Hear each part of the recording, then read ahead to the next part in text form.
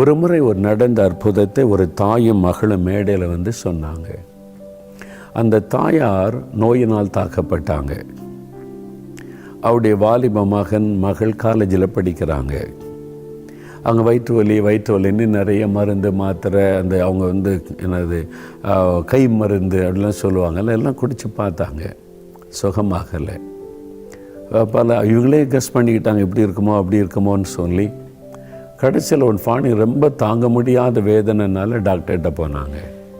Doctor சொல்லிட்டாங்க, ஏன் இவ்வளோ பிந்தி வந்திருக்கிறீங்க, கேன்சர் வியாதி, அது வந்து 3வது ஸ்டேஜை கடந்து விட்டார், ஆரம்பத்திலே வந்திருந்தால் கொஞ்சம் ட்ரீட்மெண்ட் பண்ணி குணமாக்கி இருக்கலாம், இப்போ எல்லாம் முடிஞ்சு போச்சு, அவ்வளோதான், இனி நோ ஹோப், இனி நம்பிக்கை இல்லை, அதனால் ஏதோ கொஞ்ச நாள் நீங்கள் இருக்கிறது வீட்டில் இருந்து சந்தோஷமாக பிள்ளைகளோட நாட்களை செலவு பண்ணுங்கன்னு சொல்லி ஆறுதல் படுத்தி அனுப்பிட்டாங்க. அவ்வளோதானே செய்ய முடியும், மருத்துவத்தால் என்ன முடியுமோ அது உதவி செய்வாங்க, அதையும் தாண்டி போகும்போது வேற ஒன்றும் செய்ய முடியாது. அப்படி தான் அந்த தாயார் வந்து வீட்டில் இருந்தாங்க, அழுதுகிட்டே இருப்பாங்க.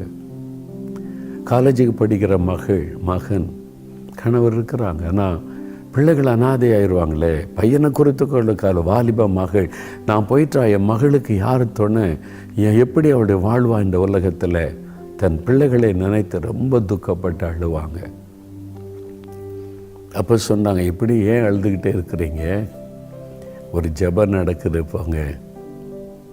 இயேசுவை பற்றி ஒருவர் சொன்னாங்க, இயேசுடைய வியாதியை குணமாக்க முடியும். இல்லை டாக்டர் சொல்லிட்டாங்க, இது வந்து ஃபைனல் ஸ்டேஜ், ஒன்றும் பண்ண முடியாதுன்னு சொல்லிட்டாங்க. முடியாதவைகளை கூட முடிய செய்கிறவர் தான் கடவுள், அவரால் முடியும். டாக்டர்ஸ் முடியாதுன்னு சொல்லிட்டா இயேசுவால் முடியாதா, முடியும். அதனால் நீங்கள் விசுவாசத்தோடு போனீங்கன்னா உங்களுக்கு சுகம் கிடைக்கும். அது எங்கே இருக்குதுன்னு கேட்டாங்க. 4 மாவடி அங்கே இதுவரையும் போனதே கிடையாது. எப்போ கடைசி சனிக்கிழமை உடனே தாயும் மகள், அந்த மகள் தான் கூட்டிகிட்டு வந்தாங்க, தாயை, காலேஜில் படிக்கிற மகள், 2 பேரும் வந்தாங்க. இங்கே நடக்கிற இந்த வந்திருக்கிற கூட்டத்தை பார்த்து உங்களுக்கு ஆச்சரியம், இவ்வளோ ஜனங்கள் ஆயிரக்கணக்காக வந்திருக்கிறாங்க, அப்போ இங்கே ஏதோ நடக்குது, ஆண்டவர் ஏதோ அற்புதம் செய்கிறார், அதனால தானே இவ்வளோ ஜனங்க வந்திருக்கிறாங்கன்னு சொல்லி என்ன இப்போ 2 பேரும் கூட்டத்தில் வந்து உட்காந்து கொண்டாங்க. இவங்க கிறிஸ்தவ கூட்டங்களுக்கு போய் பழக்கம் கிடையாது, இங்கே என்ன நடக்கும் என்ன ஒன்றும் தெரியாது, வந்து உள்ளே அமர்ந்து கொண்டாங்க. அப்போ மேடையில் பாடெல்லாம் பாடினாங்க இயேசுவை பற்றி. அவங்கள எல்லோரும் பாடும்போது அதை கவனிச்சிக்கிட்டே இருந்தாங்க. இவங்க இயேசுவே இயேசு, அவங்க ஒரு அற்புதத்துக்காக வந்திருக்கிறாங்க, சுகத்துக்காக ஒரு அற்புதம் செய்யணும், இயேசு சுகம் கொடுக்கணும், மனிதனால் கூடாதவர்கள் தெய்வனால் கூடுன்னு சொல்லியிருக்காங்களே, அப்போ இயேசுவால் கூடும், அதுக்கு தான் வந்திருக்கிறாங்க. 2 பேர் உட்காந்து எல்லாத்தையும் கவனிக்கிறாங்க.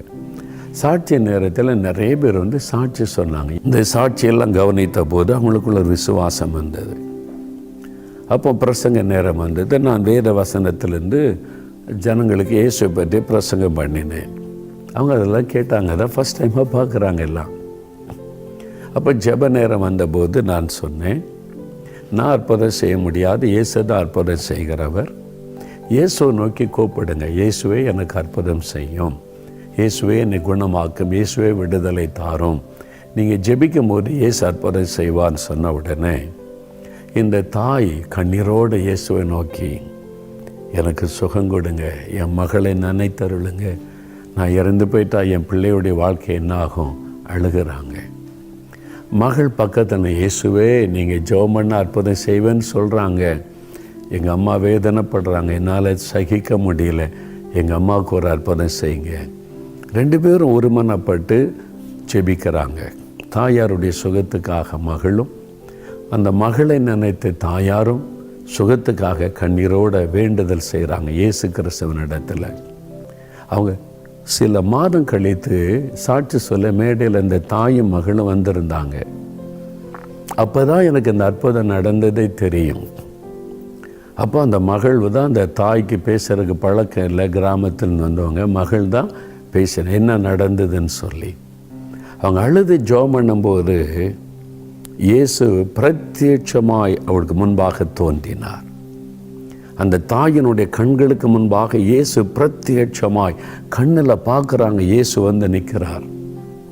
மகளே, உன் கண்ணீரை நான் கண்டேன், நீ என் சமூகத்தில் கண்ணீர் விட்டு அழுது ஜெபித்ததை நான் கண்டேன். நான் உன்னை குணமாக்குகிறேன் என்று இயேசு கரத்தினால் தொட்டாராம். அவங்க பார்த்தோன்னே தெரிஞ்சிட்டு இது இயேசு தான், நம்ம அவர்கிட்ட கூப்பிடுகிறோம், அவரே வந்திருக்கிறான்னு சொல்லி ஜன கூட்டத்துக்குள் ஆயிரக்கணக்கான மக்களுக்கு மத்தியில் நிற்கிறாங்க. அவங்களுக்கு மட்டும் இயேசு தரிசனமானார். ஏன்னா அவங்க விசுவாசத்தோடு வந்தாங்க, உடைந்த உள்ளத்தோடு வந்தாங்க, கண்ணீரோடு ஜெபித்தாங்க. இயேசு அதை கண்டு வந்தார். பிரத்யட்சமாய் இயேசு வந்து பேசினார். உன் கண்ணீரை கண்டேன், நான் உன்னை குணமாக்குறேன்னு தொட்டார். அவ்வளோதான், சரீரத்தில் அந்த வியாதி மறைந்தது. இயேசு எவ்வளோ அற்புதமானவர்ல. அவர் இன்றைக்கும் உயிரோடு இருக்கிறார். மரித்தும் உயிரோடு இருக்கிற ஒரு ஆண்டவர் இயேசு கிறிஸ்து, மரணத்தை ஜெயித்தவர். மக்களுக்காக அவர் மரித்தார். மக்களுடைய பாவங்கள், சாபங்கள், வியாதிகள் எல்லாவற்றையும் சிலுவையில் சுமந்தார்.